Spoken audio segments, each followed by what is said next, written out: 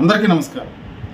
ఎంతసేపు క్రైస్తవ మతం మీద లేకపోతే ఇతర మతాల మీద దళిత కులాల మీద పడేసేటువంటి ఈ కూటమి ప్రభుత్వంలో ఉన్నటువంటి నాయకులు మరి రాష్ట్రంలో ఎన్నో చోట్ల దళితుల పట్ల జరుగుతున్నటువంటి వివక్ష మీద వాళ్ళకి జరుగుతున్న అన్యాయాలపై ఎందుకు నోరు మీద పట్టలేదో అర్థం కావట్లేదు. ముఖ్యంగా ఈ రాష్ట్రాన్ని పరిపాలిస్తున్నటువంటి ముఖ్యమంత్రిగా ఉన్నటువంటి నారా చంద్రబాబు నాయుడు, ఉప ముఖ్యమంత్రిగా ఉన్నటువంటి పవన్ కళ్యాణ్ గారు ఎందుకు ఈ రాష్ట్రంలో దళితులపై ఇంత వివక్ష జరుగుతుంటే నోరు మూసుకుని కూర్చుంటున్నారు.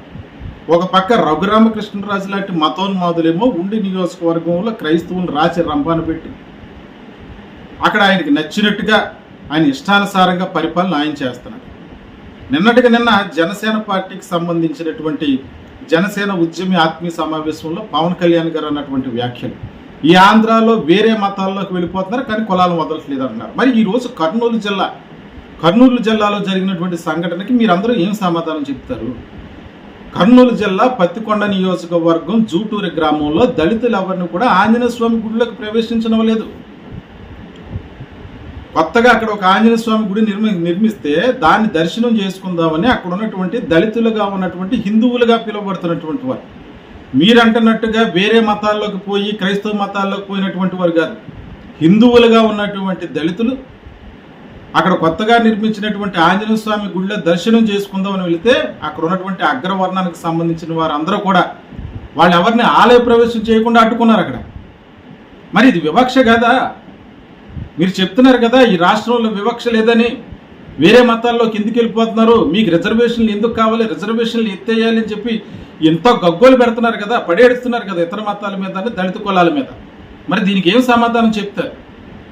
నిన్న మొన్నటి వరకు రఘురామకృష్ణరాజు ఉండి నియోజకవర్గంలో చేసినటువంటి దారుణాలు, మొన్న కడపలో హిందువులకి ముస్లింలకి మధ్య జరిగినటువంటి దాడులు, వీటన్నిటికీ మూల కారణం ఎవరు? ఈ రాష్ట్రాన్ని సుభిక్షంగా పరిపాలిస్తారని చెప్పి ప్రజలందరూ కలిపి ఈ కూటమి పార్టీకి ఓట్లు వేసినందుకు మీరు ఈ రకమైనటువంటి చర్యలు పాల్పడుతున్నారా? నిజంగానే ప్రజలందరూ అనుమానిస్తున్నట్టుగా ఒకవేళ ఏమైనా ఈవీఎం గోల్మాలతో వచ్చి వీళ్ళు ఎవరు ఓటు వేయలేదు, వీళ్ళని ఏ రకంగానే అణగదొక్కేయాలని ప్రవర్తిస్తున్నారా? ప్రజాస్వామ్యం మీద, ప్రజాస్వామ్య విలువల మీద నమ్మకం పోతుంది. ఆ కర్నూలు జిల్లా పత్తికొండ నియోజకవర్గంలో ఆ జూటూరు అనే ప్రాంతంలో దళితులు కాల ప్రవేశం చేయకుండా పట్టుకుంటే, అక్కడ అడ్డుకుంటే, ఆ చుట్టుపక్కల ప్రాంతాల్లో ఉన్నటువంటి దళితులందరూ కలిపి ఏకదాటిగా అక్కడ పోలీస్ స్టేషన్లకు ఆర్టీఓకి వెళ్ళి కంప్లైంట్లు చేస్తే వాళ్ళందరూ భారీ భద్రత చేసి వాళ్ళందరినీ ఆలయంలోకి తీసుకెళ్ళి దర్శనం కలిగజేసి అక్కడ పోలీస్ పికెట్ కొనసాగుతుంది.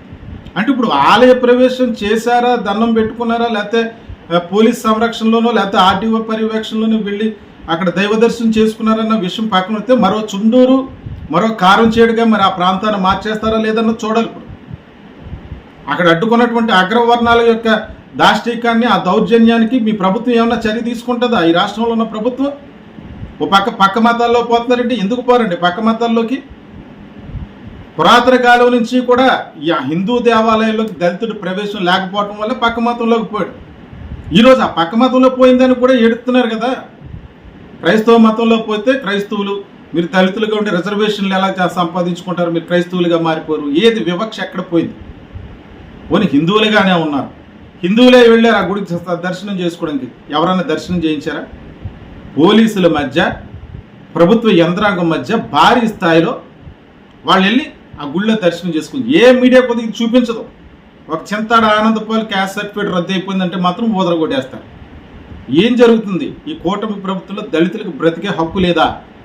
వాళ్ళకి నచ్చిన మతాన్ని విశ్వసించే హక్కు వాళ్ళకి లేదా?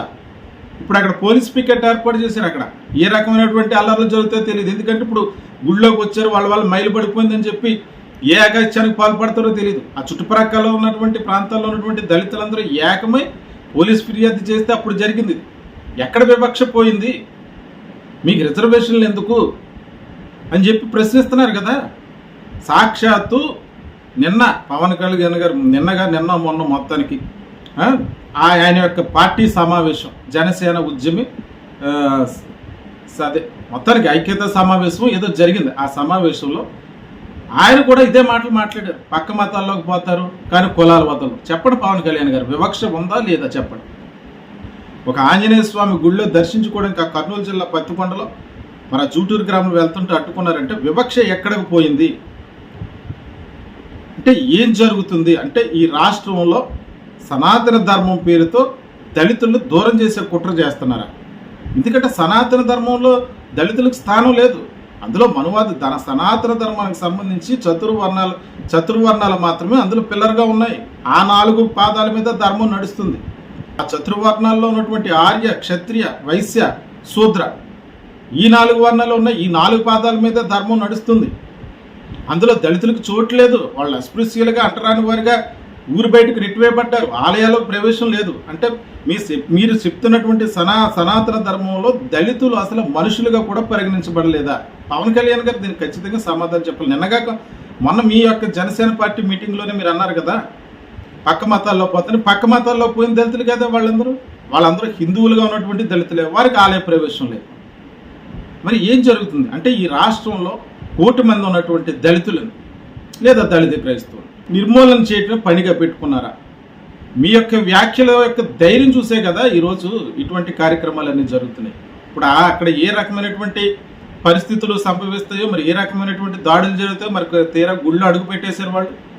మీలాంటి వాళ్ళు ఎవరైనా మీకు చిత్తశుద్ధి ఉంటే ఏ రాజకీయ పార్టీ అయినా సరే ఇటువంటి సంఘటనలు ఖండించాల్సిన అవసరం ఉంది. అది ఏ రాజకీయ పార్టీ అయినా సరే. అంటే ఏం చేస్తున్నారు? ధర్మం పేరుతో దళితులకు దైవాన్ని దూరం చేసి ఇష్టానుసారంగా దాడులు చేస్తూ ఉంటే, వెలివేతలు చేస్తూ ఉంటే నోరు మూసుకుని కూర్చోవాలా? రఘురామరాజు లాంటి వ్యక్తి, డిప్యూటీ స్పీకర్గా ఉన్నటువంటి వ్యక్తి ఆకివీడిలో చేసినటువంటి రాద్ధాంతం కావచ్చు, ఇప్పుడు పత్తికొండ నియోజకవర్గంలో జరుగుతుంది కావచ్చు, జనసేన పార్టీ వేదిక పవన్ కళ్యాణ్ గారు మాట్లాడినటువంటి వ్యాఖ్యలు కావచ్చు, ఇవన్నీ కూడా ఏం జరుగుతుంది ఈ రాష్ట్రంలో అన్నట్టుగా దళితులందరూ కూడా ఆలోచించాల్సిన పరిస్థితి ఉంది. నిజమే దళితులకి ప్రత్యేక ఆలయ ప్రవేశాలు కల్పించలేనటువంటి ధర్మంలో దళితులు లేనటువంటి ధర్మాన్ని ఎవరు గౌరవించాలండి? ఎందుకు గౌరవించాలి? మీరు ఖచ్చితంగా అక్కడ జరిగినటువంటి దానికి ప్రభుత్వం ఏ రకమైన చర్యలు తీసుకుంటుంది? ఈ రకమైనటువంటి దారుణానికి పాల్పడ్డ వారిని అరెస్ట్ చేస్తారా? వారిపై కేసులు నమోదు చేస్తారా లేదా? ఎందుకంటే అక్కడ దళితులు వెలివేతకు గురయ్యారు. అంటరాని వారిగా చేసి వాళ్ళని ఆలయ ప్రవేశం చేస్తే అది అట్రాసిటీయే, దాన్ని వివక్ష చూపించినట్టే. మరి దాని మీద ఏమైనా చర్య తీసుకుంటారా? అక్కడ కేసు పెట్టింది క్రైస్తవులు కాదు, ఏమీ కాదు, హిందువులే. అక్కడ పికెట్ నిర్వహిస్తున్నారు. వాళ్ళెవరిని కూడా వాళ్ళ మీద ఏ దాడి జరగకుండా పోలీసులు ఎంతవరకు రక్షణ కల్పించగలరు? ఈరోజు ఆంజనేయ స్వామి భక్తుడు పవన్ కళ్యాణ్ గారు సాక్షాత్తు ఆంజనేయ స్వామి గుడికి దళితులు ప్రవేశం చేస్తుంటేనే అక్కడ ఏ రకమైనటువంటి పరిస్థితి లేదు. అంటే మీరు నమ్మినటువంటి సిద్ధాంతంలో దళితులు అసలు మనుషులుగా పరిగణించబలేరా? దీనికి ఖచ్చితంగా ఈ కూటమి ప్రభుత్వం దీనికి సమాధానం చెప్పాలి. దీనిపై ఏం చర్యలు తీసుకుంటారో ఖచ్చితంగా చెప్పాలి. ఏ మీడియా కూడా ఈ సంఘటన చూపించలేదు. దళితులందరూ కూడా, దళిత నాయకులుగా ఉన్న వాళ్ళందరూ కూడా ఈ యొక్క సంఘటన ఖండించాలి. ఖచ్చితంగా ఏకతాటిపైకి వచ్చి దీని మీద ఉద్యమాలు చేయవలసిన, పోరాటాలు చేయాలి. ప్రభుత్వాన్ని నిలదీయాల్సిన అవసరం ఎంతైనా ఉంది. చంద్రబాబు నాయుడు గారు ఏ చిత్తశుద్ధి నిరూపించుకుని అక్కడ జరిగినటువంటి ఈ చర్యపై ఏ రకమైనటువంటి చర్యలు తీసుకుంటారో కూడా చూడాలి. ఎందుకంటే ఆయనకి రాష్ట్ర ముఖ్యమంత్రిగా ఉన్నారు. ఇంకా ఉప ముఖ్యమంత్రి గారు పవన్ కళ్యాణ్ గారి మీద అయితే మాకు నమ్మకం లేదు. ఎందుకంటే ఆయన మొన్న జనసేన పార్టీ మీటింగ్లో ఆయన ఉద్దేశం అంతా కూడా ఆయన యొక్క రాజకీయ విధాలు ఎలాగున్నాయి, కుండ బద్దలు కొట్టేశారు కాబట్టి ఆయన గురించి ఆలోచించడానికి ఏం లేదు. చంద్రబాబు నాయుడు గారు ఈ విషయంలో ఏ రకమైన చర్యలు తీసుకుంటారో ఖచ్చితంగా దీని మీద ఏం చర్య తీసుకుంటారన్నది తెలియజెప్పాలి.